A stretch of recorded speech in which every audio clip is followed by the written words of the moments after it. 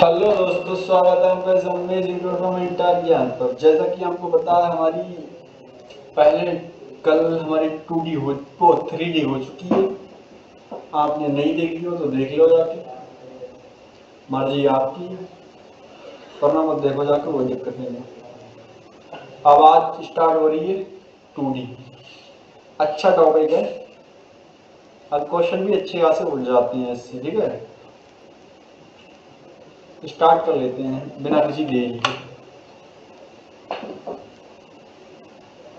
ये है, मैं 3D पढ़ाई थी, उसमें भी बता दिया था।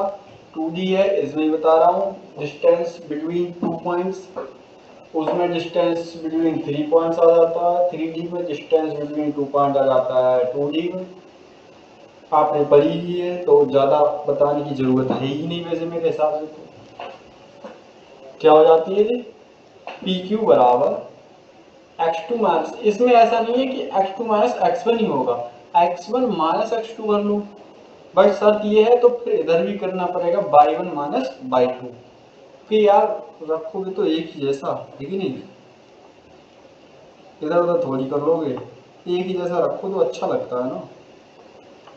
तो x2 माइनस x1 का square plus y2 minus y1 का होल स्क्वायर। और रूट होता है ऊपर से, है वो उसमें भी था 3D में, आप जिसने पढ़ा होगा उसको पता है। जी क्या है, अगर एरिया कह रहा है if A x1 by1 x2 by2 x3 by3 be the vertex of a triangle. ठीक है, ये पॉइंट है जो ट्राइंगल के वर्टेक्स हैं, तो हमें एरिया बताओ ट्राइंगल का। इसमें वर्टेक्स दिए हुए हैं तब एरिया पूछ रहा है। जे रहेगा भाई साहब, तुम जे याद करना, जे वाला है वैसा ही, ऐसा कुछ नहीं है। जे याद करना, x1 by1 x3 तो 1 2 3 1 2 3 1 1 1 x1 x2 x3 2D में है, x आएगा y आएगा, बात खत्म, कुछ करना ही नहीं है। अब क्या है, अगर ये पॉइंट याद रखना, बहुत ही इंपॉर्टेंट पॉइंट है। क्या कह रहा है, इफ त्रिभुज उनका मतलब जीरो आ जाए, जीरो के बराबर आ जाए, then the points a b c are collinear हो जाएंगे मेरे भाई, कोलिनियर।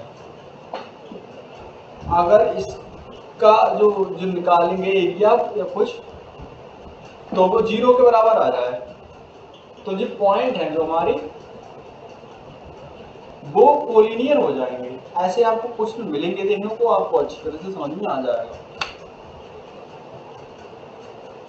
अब सेंट्रॉइड कैसे निकालते हैं, सेंट्रॉइड क्या है, सेंटर वो पॉइंट होते हैं, उन्हें उठा लेते हैं, जोड़ते हैं, नीचे रख देते हैं।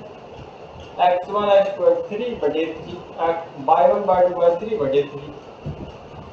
कुछ नहीं है इसमें मेरे हिसाब से तो, x1 x2 x3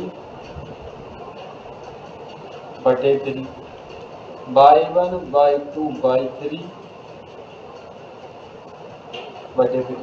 कुछ नहीं है इसमें, सेंट्रॉइड निकालते हैं, जे x1 x2 x3 बटे 3, y1 y2 y3 बटे 3। ये मेरे भाई है अच्छा खासा टॉपिक है, स्ट्रेट लाइन, बहुत ही बढ़िया टॉपिक है।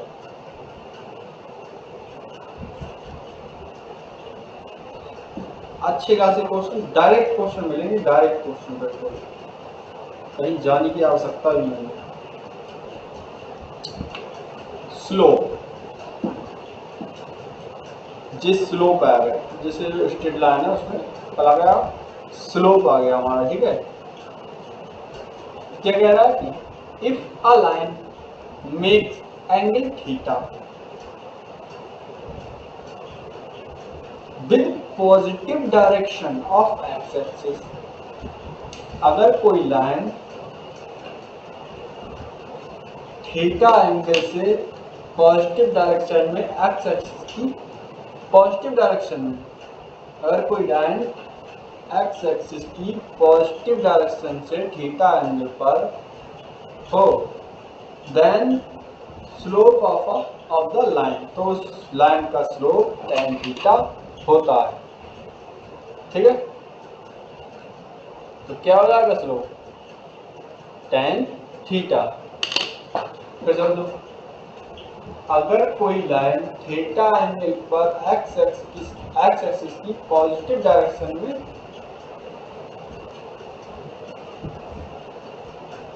एंगल बनाती है, तब उसका स्लोप जो है वो tan थीटा हो जाएगा। ठीक है, जी कह रहा है अगर कोई लाइन की एक्स एक्सिस की पॉजिटिव डायरेक्शन में थीटा एंगल पर है, तब उसका स्लोप बताओ, तो उसका स्लोप tan थीटा हो जाएगा। सही है। अब कह रहा है slope of a line parallel to x axis, अगर किसी लाइन का स्लोप एक्स एक्सिस के पैरेलल है, इसका मतलब 0, slope of a line parallel to x axis 0, ये अच्छे खासे पॉइंट है। और slope of a line parallel to y axis is not defined. इन दोनों से अच्छे खासे, ये दोनों से ऐसे ही रहेगा question ji.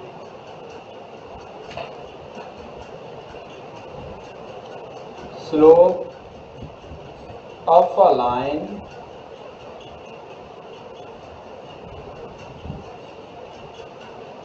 Parallel to x axis is 0। अब slope of a line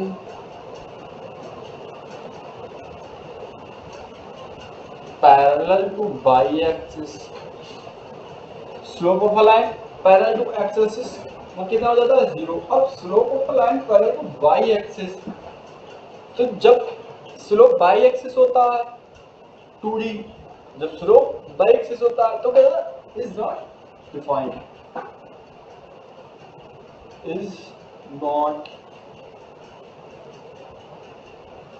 defined. Slope of a line parallel to y-axis is not defined. Slope of a line parallel to x-axis is 0. Clear? अगर two line with slope m1 and m2 are parallel, अगर कोई दो line है with slope, two lines with slope m1 and m2 are parallel, अगर वो parallel है, कब parallel होंगी? If m बराबर m2 होगा। कोई दो लाइन है जिनके स्लोप m1 एंड m2 है, तो कब पैरेलल होंगे? जब दोनों स्लोप एक दूसरे के बराबर होंगे तब होंगी। कह सकते हैं सर प्लस m1 बराबर m2। अच्छा क्वेश्चन है, बिल्कुल डायरेक्ट क्वेश्चन हो गया, क्लियर गया यहाँ पे। Two lines with slope m1 and m2 are parallel, जिनके स्लोप m1 एंड m2 है, तो वो पैरेलल कब होंगी? पैरेलल मेरे भाई तब होंगी जब वो दोनों एक दूसरे के बराबर होंगे। बट यहीं पर आ जाता है भाई परपेंडिकुलर कब होंगी? परपेंडिकुलर तब होंगी जब m1 एंड m2 बराबर होंगे -1 के। ये टू लाइंस जो स्लोप है m1 m2 आर परपेंडिकुलर कब होंगी? परपेंडिकुलर तब होंगे m1 m2 बराबर होंगे -1 के, पैरेलल तब होंगे जब m1 बराबर होगा m2 के। ठीक है, slope of a line parallel to y axis is not defined, slope of a line parallel to x axis is 0। करते गजब बारे कंटा बारे 4 टॉपिक दे दिए हमने। ठीक है, एक जे और ले जाओ। If alpha is the acute angle between two lines with slope m and m2। ठीक है, क्या करा? If alpha is a acute angle between two lines,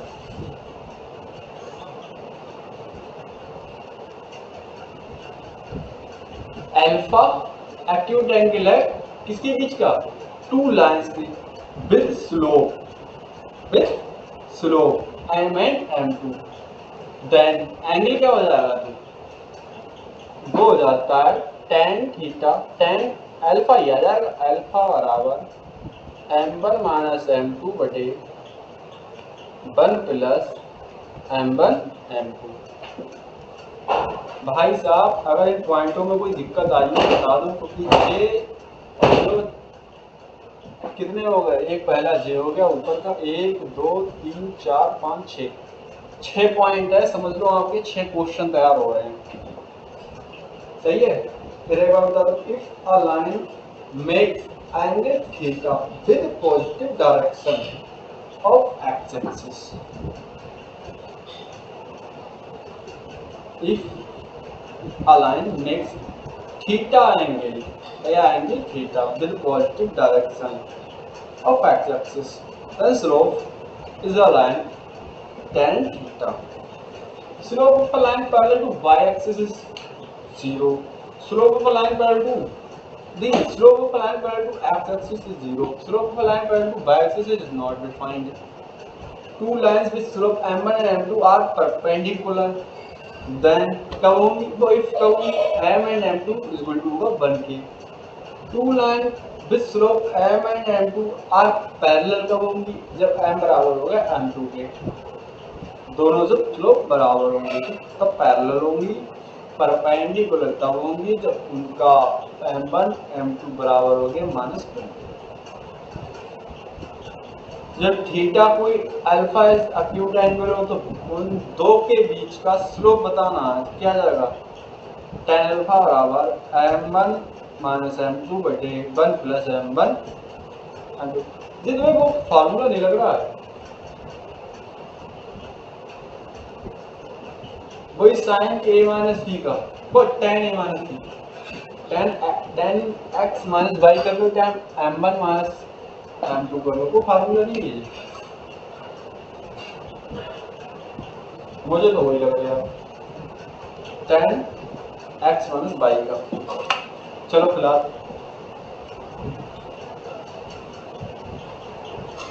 slope की इंटरसेप्ट फॉर्म क्या होती है?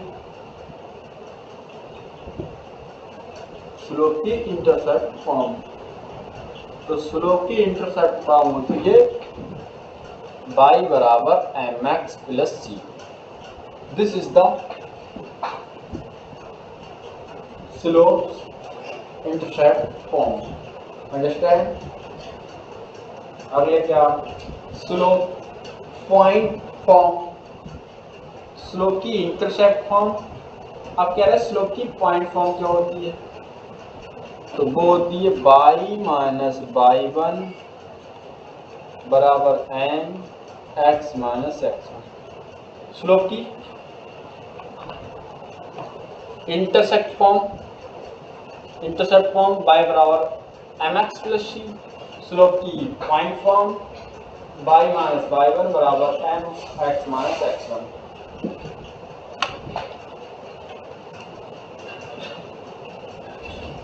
टू पॉइंट फॉर्म क्या होती है?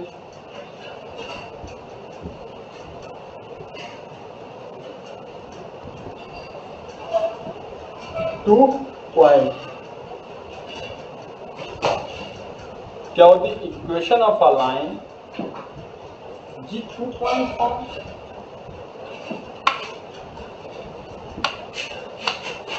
ये क्या होगी? Equation of a line point form. Equation of a line passing through the point and ये होगा, तो लाइन की इक्वेशन वो क्या होगी है? तो जो होगी y माइनस y1 बटे x माइनस x1 बराबर y2 माइनस y1 बटे x2 माइनस x1। ज़्यादा कुछ वो नहीं है इसका महत्व। इंटरसेप्ट फॉर्म देख लो, आपने उसमें ही पढ़ी है। लाइन और इसमें बोलो if a line makes intercept from of A and B with coordinates axis, then its equation is x बटे A प्लस y बटे B बराबर 1। और 3G में क्या हो जाता है? 3G में हो जाता है मेरे भाई, उसमें Z बटे C भी आ जाएगा और कुछ थोड़ी है, इसमें जहाँ J आ गया। ठीक है, अगला देख लो। Perpendicular distance of a point from the, किसकी इक्वेशन है? Of a line.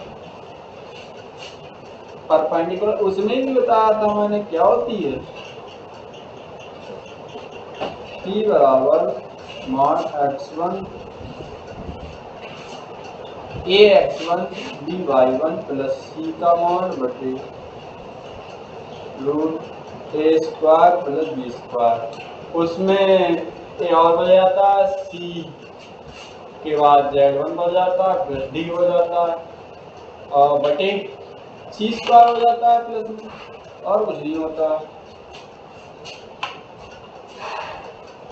जी क्या आ गया? जी थीटा निकालना है हमें। ठीक है, इसमें तो सारा ही होता है। If theta is the acute angle between two lines, पता है आपको, पता चुका हूँ पहले से। जी लाइन दी है तो कोई लाइन पैरेलल कब होगी? ये पहले बता दिया मैंने, पैरेलल कब होगी? A1 बटे A2 बराबर B1 बटे B2। अब वैसे भी तो मैंने बता दिया था, अभी आपको बताया था। अगर इसमें 3D होती तो C भी जुड़ जाता। A1 बटे A2 बराबर B1 बटे B2। अब ये 2D हो गया। ठीक है, डिस्टेंस बिटवीन पैरेलल लाइंस, जो दो पैरेलल लाइंस है उनके बीच की डिस्टेंस बतानी है।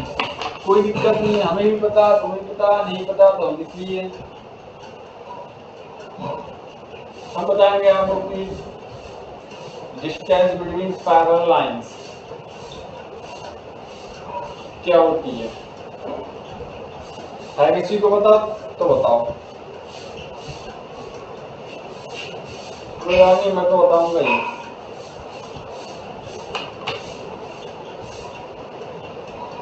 क्या फार्मूला होता है?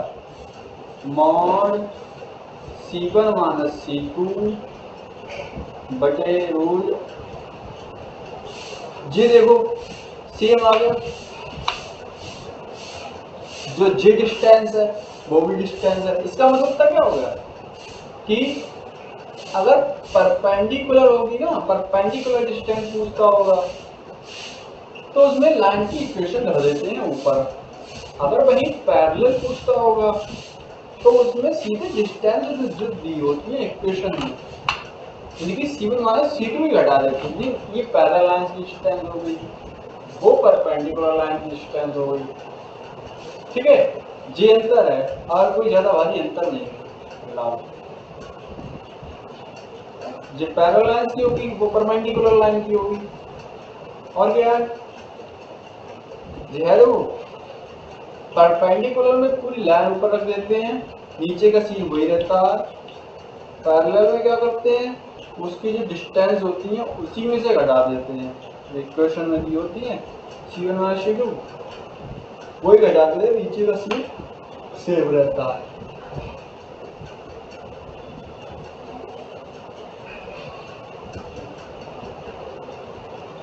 ये है वो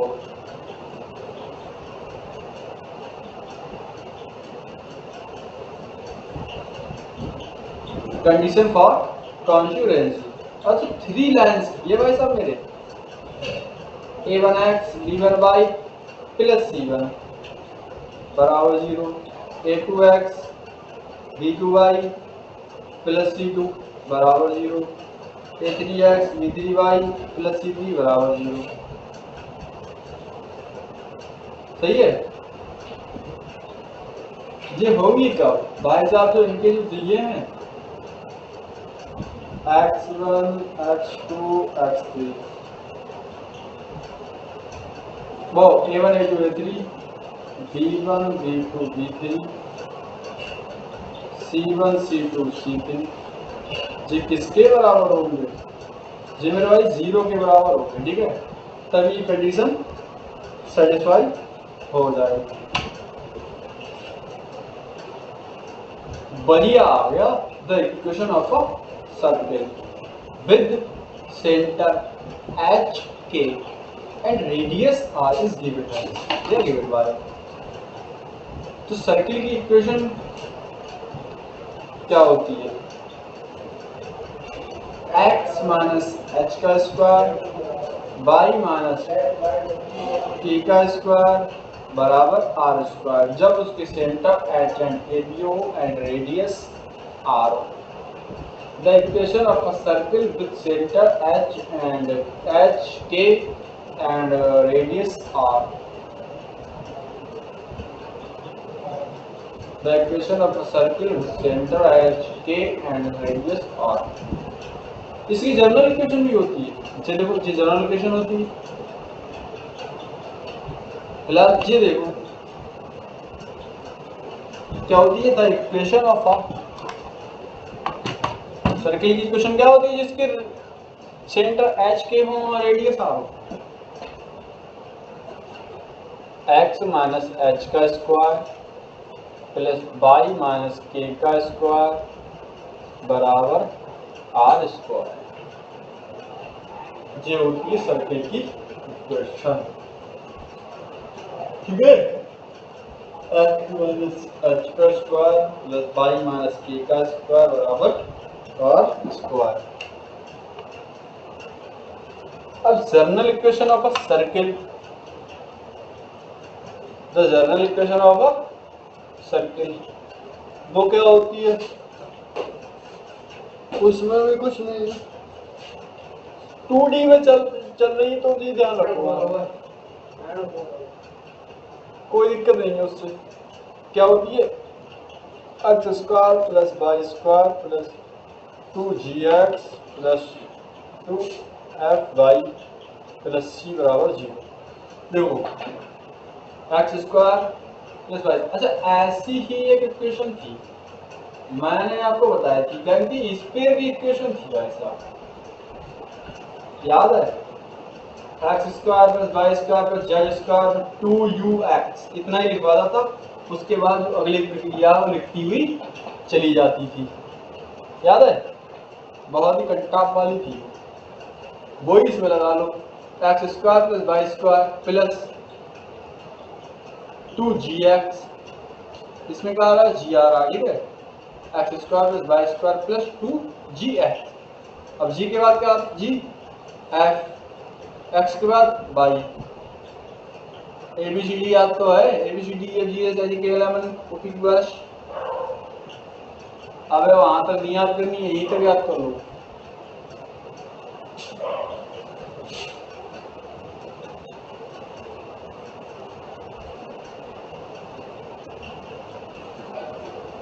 x square plus y square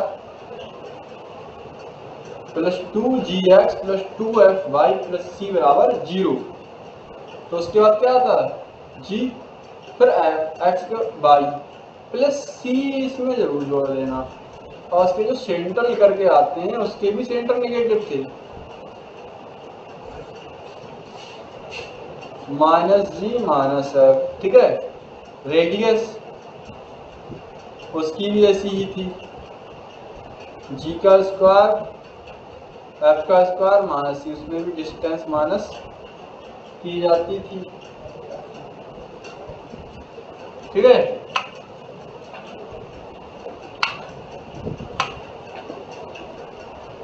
जी क्या कह रहा है? कोनिक, भाई साहब से याद है, चारों क्वेश्चन चारों के चारों पेपर में ऐसी धरे मिलते हैं। पैराबोला के लिए बराबर होती है, एलिप्स के लिए छोटी होती है, हाइपरबोला के लिए 1 से बड़ी होती है, सर्किल के लिए 0 होती है। पैराबोला के लिए क्या होती है? 1 के बराबर होती है, इलिप्स के लिए छोटी होती है, हाइपरबोला के लिए बड़ी होती है, सर्किल के लिए छोटी होती है, वो 0 होती है। पैराबोला बराबर, इलिप्स छोटी, हाइपरबोला 1 से बड़ी, ग्रेटर बड़ी, सर्किल के लिए 0 होती है। ठीक है, देख लो अगले। अब कोनिक की equation, the equation, the general equation of a conic.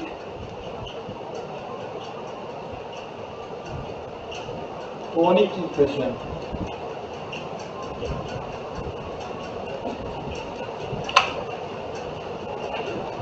Parabola,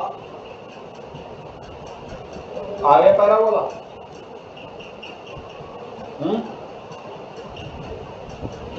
किससे रिप्रेजेंट करते हैं इसे? यहाँ से देखो, इसकी स्टैंडर्ड इक्वेशन होती है, ये पता किस में है? ये एक्स एक्सिस की पॉजिटिव दिशा में है। सही है, तो क्या जाए बाई स्क्वायर बराबर 4ac, ये एक्स एक्सिस की पॉजिटिव दिशा में, तो बाई स्क्वायर बराबर 4ax, एक्स एक्सिस की पॉजिटिव डायरेक्शन में है। ठीक है, अब यहीं पर होता है तो इसकी एक्स एक्सिस भी पॉजिटिव डायरेक्शन में होता है, तो इसकी वो क्या हो जाती है?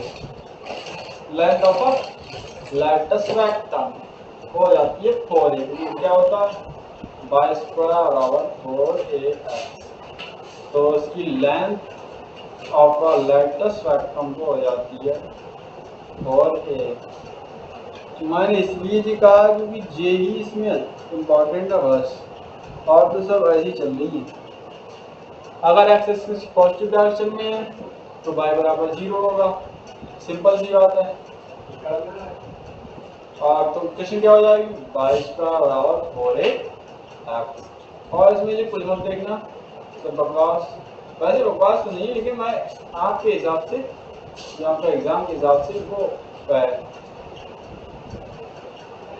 फिलहाल जो लेंथ है, लेंथ ऑफ लैटिस रेक्टम क्या हो जाएगी? 4a। ठीक है, by square 4ax, standard equation ये है एक्स एक्सिस की नेगेटिव डायरेक्शन में। ठीक है, तो इसमें क्या हो जाए? बाई स्क्वायर बराबर माइनस 4ax। ठीक है, पॉजिटिव में थी तो बाई स्क्वायर बराबर 4ax, नेगेटिव में बाई स्क्वायर बराबर माइनस 4ax। कोई दिक्कत नहीं, ये पॉजिटिव डायरेक्शन में थी तब भी y बराबर 0 था, ये एक्स एक्सिस नेगेटिव डायरेक्शन में है तब भी y बराबर 0 है। अगर यहीं पर y एक्सिस की पॉजिटिव डायरेक्शन में जाता तो x बराबर 0 आ जाता, या y एक्सिस की नेगेटिव डायरेक्शन में जाता तो x बराबर 0 आ जाता। मतलब वो है तो x एक्सिस पर ही, नेगेटिव में थोड़ी है, वो y पर थोड़ी है, x पर है तो वो पता है y बराबर 0 होगा। ठीक है, ये है x बाई एक्सिस की नेगेटिव डायरेक्शन में, तो बाई स्क्वायर और माइनस 4ay, बाई स्क्वायर और माइनस 4ay। अब देखो आ गया x बराबर 0, क्योंकि बाई की नेगेटिव डायरेक्शन में है तो x बराबर 0 आ गया। अब बाई की पॉजिटिव डायरेक्शन में क्या हो गया? एक किधर गया? कोई लिखा ही नहीं है, स्लाइड निकाल कर दी। अगर बाई एक्सिस की जो नेगेटिव डायरेक्शन में है, अगर बाई एक्सिस की पॉजिटिव डायरेक्शन में जाता तो आ जाता बाई स्क्वायर बराबर 4ay, फिर भी x बराबर 0 ही रहता है, फिर भी 0 ही रहता है। जी नेगेटिव में हो गया, पॉजिटिव में हो गया, इधर नेगेटिव में, इधर पॉजिटिव में, ठीक है। अब देख लो पैरामेट्रिक इक्वेशन ऑफ पैराबोला की पैरामेट्रिक इक्वेशन क्या होती है? x बराबर 80 स्क्वायर और 280 y बराबर 280 जो होती है पैराबोला की पैरामेट्रिक इक्वेशन। x बराबर 80 स्क्वायर और y बराबर 280 पैराबोला की पैरामेट्रिक इक्वेशन y स्क्वायर और x बराबर 80 स्क्वायर y बराबर 280, ठीक है। इलिप्स, इलिप्स क्या होता है? इलिप्स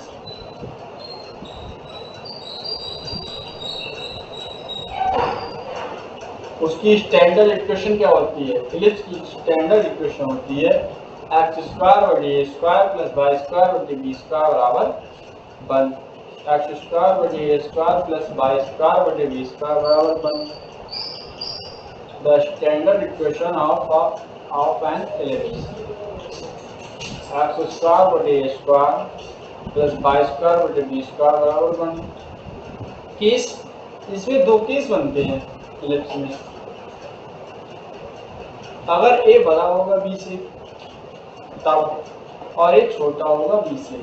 वैसे मैं खुद बता दूंगा इससे क्वेश्चन कहाँ से उठता है।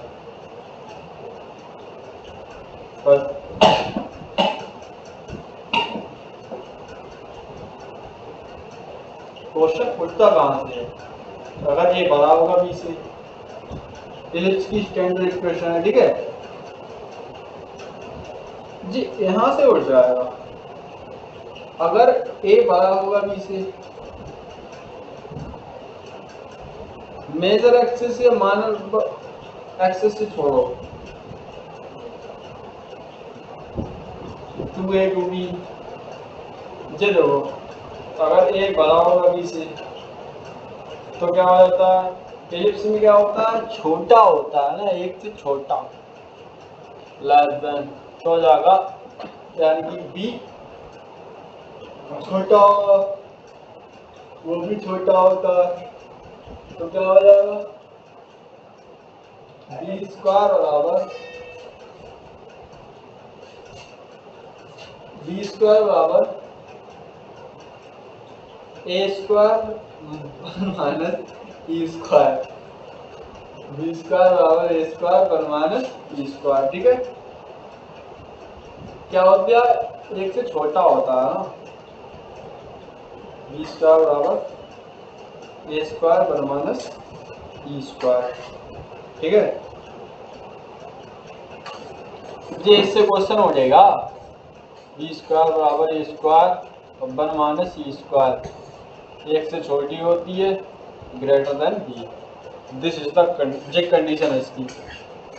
फोर्सी क्या होती है? फोर्सी, तो फोर्सी ये होती है अगर ग्रेटर देन 1 है तो F1 की हो जाएगी,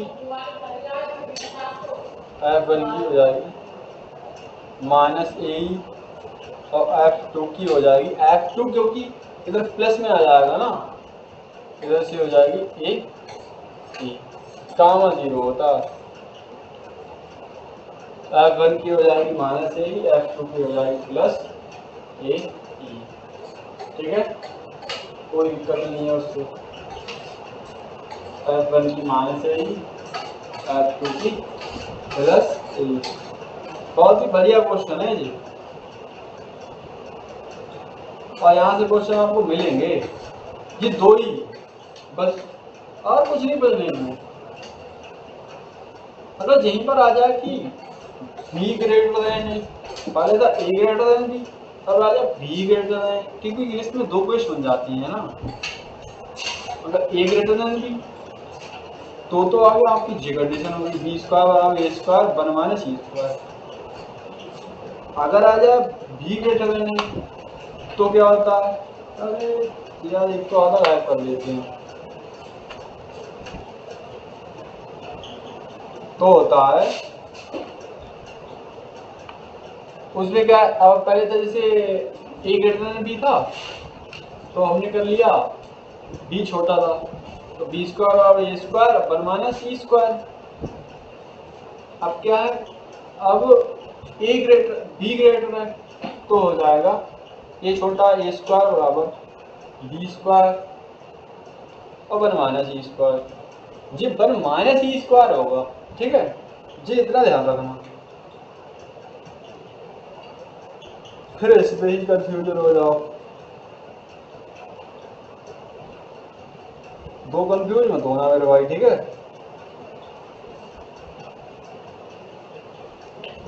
अब जे का आ जाएगा, जे तो खत्म हो गया। होसी यूसी वही रहती है, अगर बी पे है बी ग्रेटर है तो क्या एफ वन में आ जाएगी minus b e comma zero और एफ टू में आ जाएगी बी ई कामा जीरो।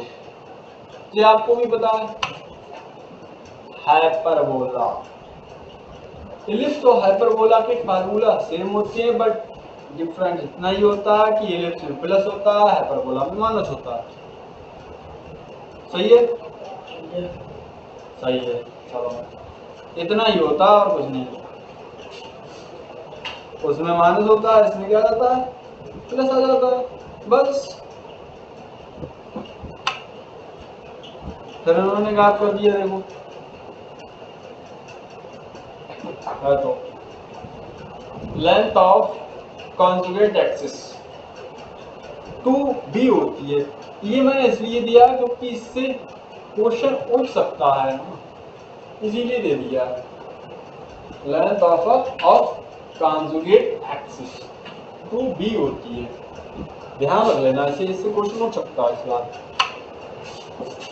आपको बता कि ये तो बड़ी होती है।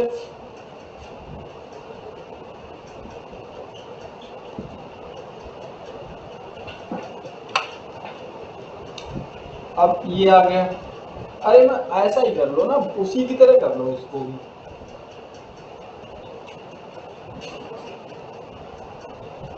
ई स्क्वायर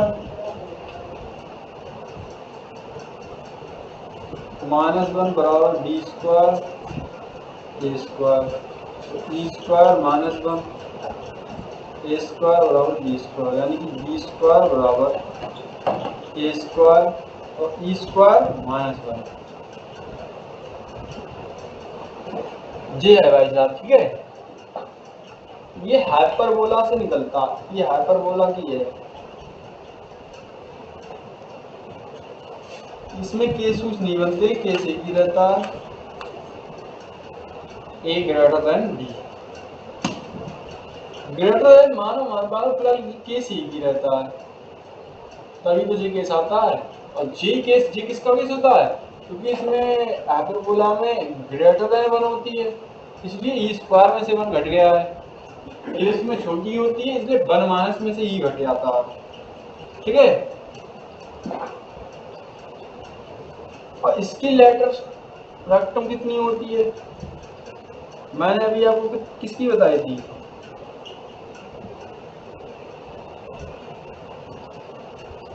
पैराबोला की बताई थी। पैराबोला की कितनी होती है,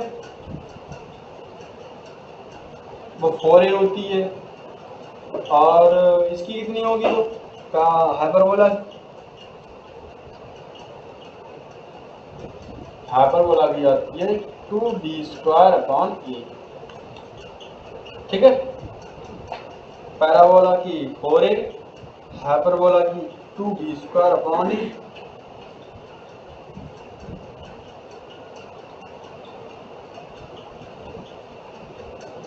सही है। और पैरामेट्रिक इक्वेशन जे आप पढ़ो तो पढ़ लो, एक्स बराबर ए साइन ए सेक एक्स और वाई बराबर भी tan एक्स, एक्स बराबर ए सेक एक्स वाई बराबर भी tan एक्स प्लस जे आ जाएगा 2b² a। सही है, लिख लो चाहे एक्स पैराबोला की भी, एक्स बराबर ए सेक थीटा वाई बराबर बी tan थीटा। ठीक है। और जो इलेक्ट्रोस्टैटिक टर्म आ जाती है 2b² upon a greater than b। Hyperbola होते वही कंडीशन होती है, सही है। तो ये बेसिक हो गया हमारा, ये क्लास हम यहीं पर एंड करते हैं। इसी के साथ जय हिंद।